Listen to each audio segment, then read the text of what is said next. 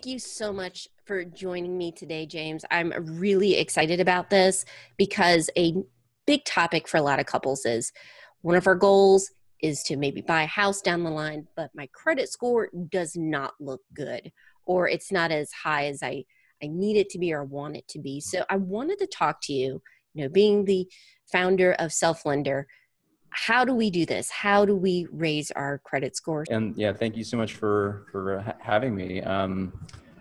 So I've got some bad news for you. Oh no. It's not, there's no quick fix. There's no silver bullet. It is a long game. Yeah. So just to take a quick step back about how credit works.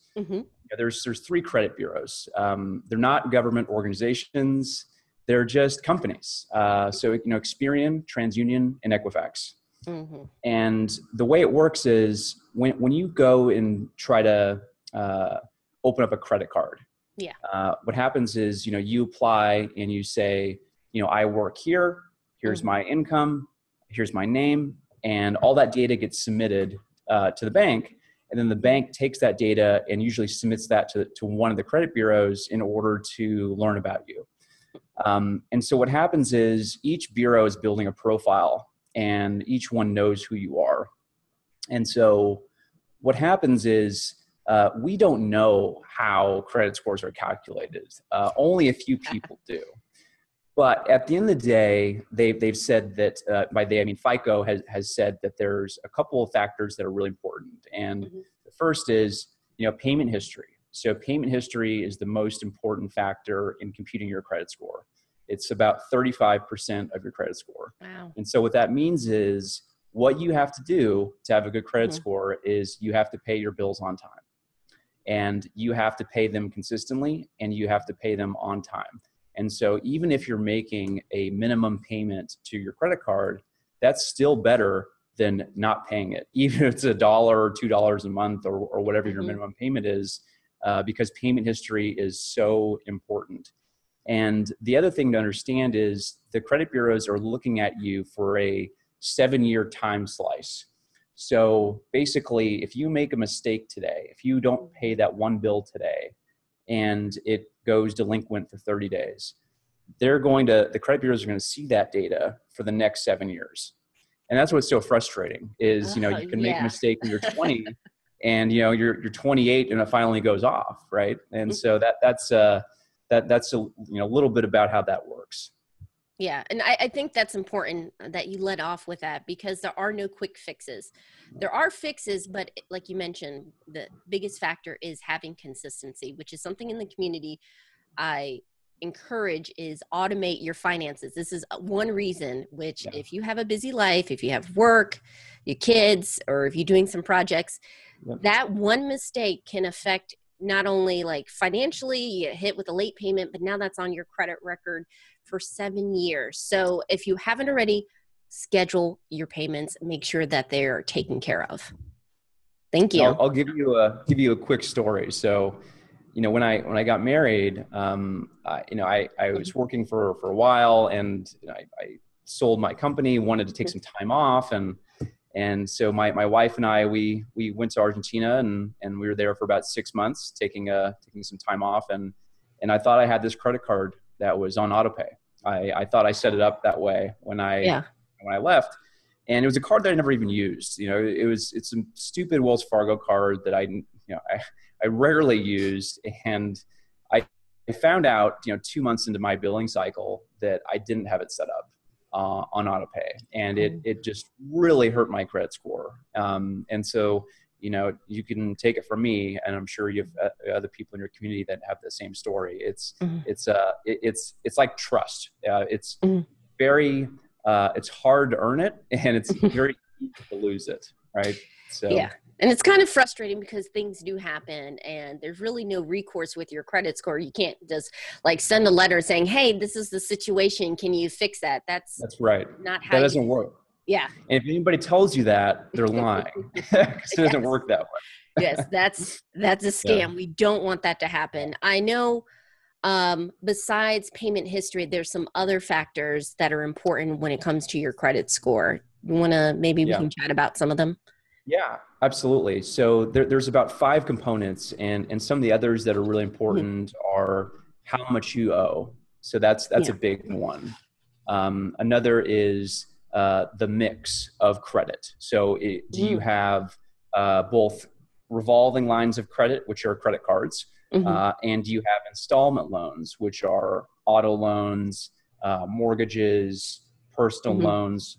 And so having a mix of the two is important from having a healthy credit score.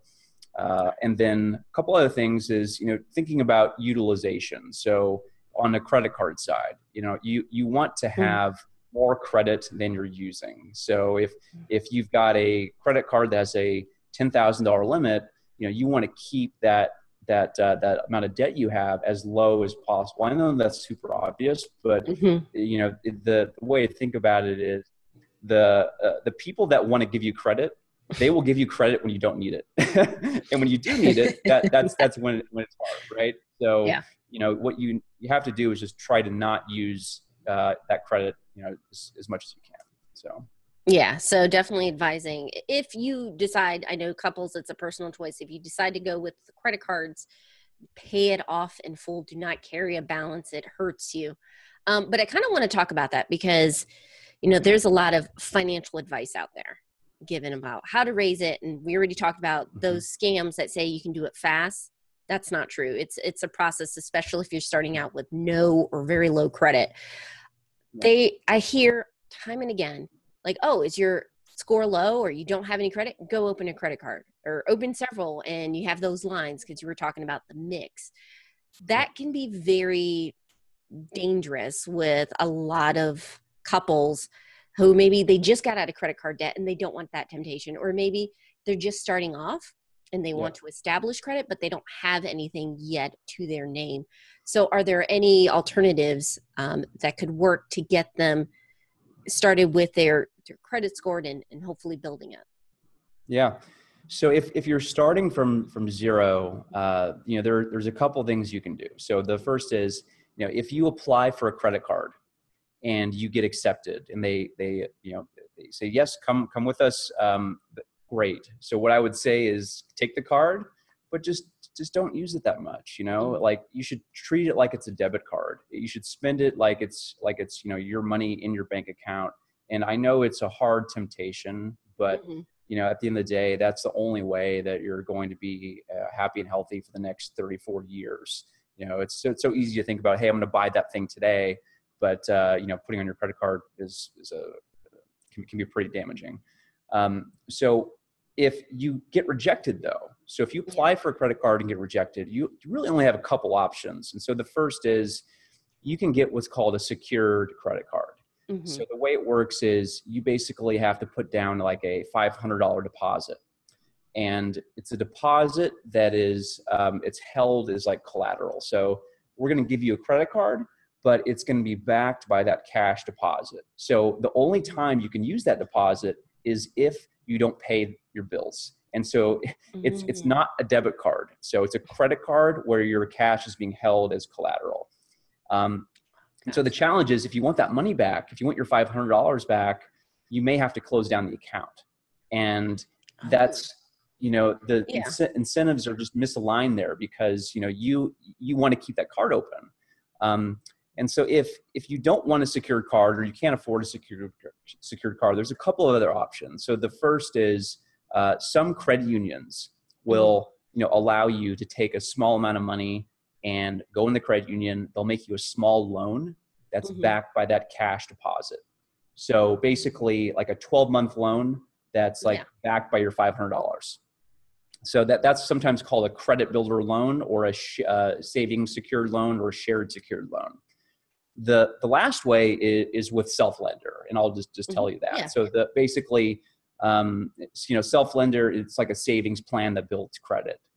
We've partnered with a couple of banks, and the idea is that we're going to make you a small loan that goes into a CD.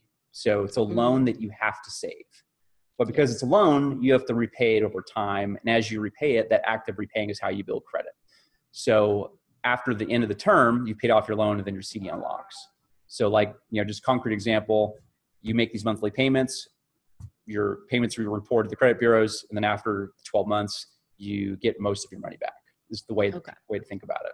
Yeah. So that fascinated me. I know when I first heard it, that I was like, why didn't anyone think about that before? That's such an ingenious idea. Yeah. So, like, to be clear, of course, there's, when you sign up, it was a small fee I saw, but I mean, you're basically getting two wins out of this. You're building your credit, and then you have money that you get back. You can save what I saw, like a plan for $1,000, and your credit score will go up if you're, along with your other bills, you're making those payments on time and you're doing that. So I'm kind of curious, like, what motivated you to create this?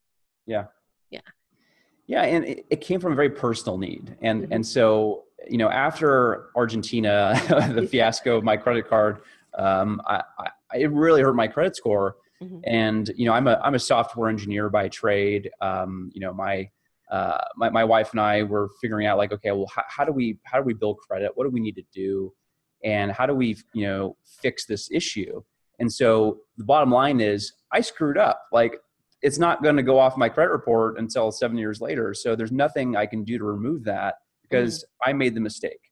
Now, but what I can do, though, is that I can build new payment history, and I can, try to show the credit bureaus that, hey, I am doing everything right, and it's a one-time mistake. So basically, it came from a very personal need, and the thing that's frustrating is, I'm sure you saw a couple months ago where Bank of America, they're charging people $12 a month for a checking account.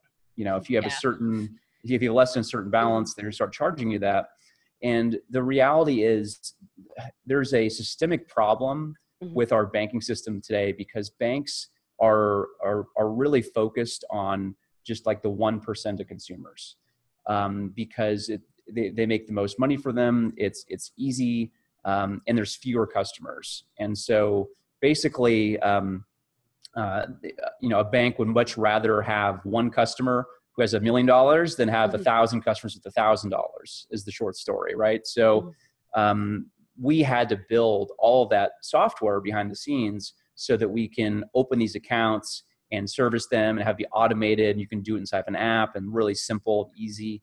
And so, that's the origin story of Self-Lender. So. Wow. That's fantastic. I really appreciate you doing that, because I do have a lot of people in the community, they want to build credit. Again, like, they have goals, and credit scores affect so much. I mean, we talked about everything. Even like certain jobs, they will look at your credit score. If you're getting a car loan, I mean, everything has in some way a credit score attached to it, even if it's just one factor. So to be able to not only, one, fix your credit score, which would be a solution for many people, but two, actually build up some savings, I think that is two huge wins. So thank you so much for, first of all, coming up with the idea and executing it, but also just talking with me about raising your credit score. So if anyone's listening and they want to find out more about Self-Lender and perhaps even use it, where can they go? So you can go to selflender.com, and we've got 4 different price points, and starting from $25 a month up to $150 a month. It just depends on how much you want to save, and whatever meets your budget. So it's selflender.com. Wow. Sounds fantastic. Thank you.